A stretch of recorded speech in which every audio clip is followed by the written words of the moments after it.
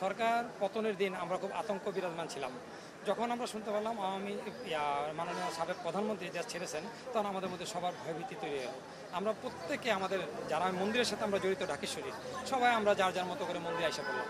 আইসা মন্দির আমরা অবস্থান নিলাম যে যা কিছু হোক আমাদের জীবনের বিনিময় হলো এই মন্দির আমরা রক্ষা করবো। তো আমরা যখন বসার পরে রাত্রেবেলা স্থানীয় মুসলিম আলেম ওলামা ছাত্রদল, এরপরে মূলত বিএনপি মাইন্ডের লোকজন এবং আলিয়া মাদ্রাসা থেকে একটা গ্রুপ আছে, শাহী মসজিদে একটা গ্রুপ আছে, জামায়াত ইসলামের একটা গ্রুপ আছে, মুসলিম গ্রুপদের সবাই আমাদের পাশে আসলো। তো ওরা আসাতে আমাদের সাহস আরও বেড়ে গেলো এবং আমরা খুব স্বতঃস্ফূর্তভাবে এখানে বসতে পারলাম। বৈশাখত 5 দিন যাবত আমরা রাতের পর রাত আমরা পাহারা দিছি।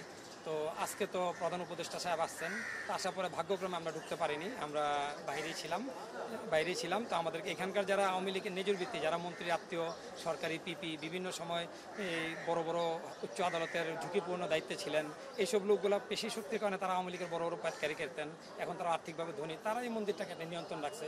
আমরা চাইলে অনেক সময় সত্য কথা বলতে পারি না, আমাদেরকে বাকরুদ্ধ করা হয়, বিপদে ফেলানোর চেষ্টা করা হয়। তো আমাদের অবস্থান থেকে আমরা নিচ্ছি যে আমরা এই মুসলিম ভাইদের থেকে স্থানীয় যথেষ্ট হেল্প পেয়েছি। তারা না চাইলে এই মন্দির রক্ষা করা আমাদের জন্য সম্ভব হতো না। স্থানীয়রা এবং মুসলিমরা যৌথভাবে আমরা এই মন্দিরটাকে রক্ষা করেছি। আমাদের অবস্থান থেকে আমরা গত 5 রাত্র 6 রাত্র ঘুমাইনি।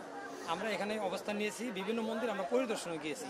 তবে যেখানে আমরা গিয়েছি সেখানে স্থানীয় মুসলিমদেরকে উপস্থিতি আমরা পেয়েছি। আর আমাদের মনে হচ্ছে প্রকৃত মুসলিম যারা, তারা কখনোই মন্দিরে ক্ষতি করে না।